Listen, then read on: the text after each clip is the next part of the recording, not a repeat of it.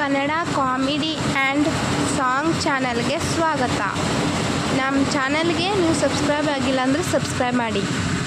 ನಾನಿವತ್ತು ನಿಮಗೆ ದರ್ಶನ್ ಎಲ್ಲ ಮೂವಿಗಳ ಹೆಸರು ಹೇಳ್ತೀನಿ. ಯಜಮಾನ, ಒಡೆಯ, ಗಜ,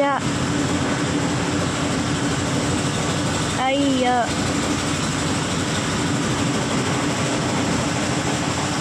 ರಾಬರ್ಟ್,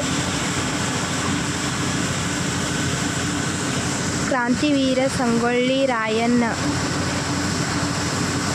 ಸರ್ದಾರ, ಚಿಂಗಾರಿ,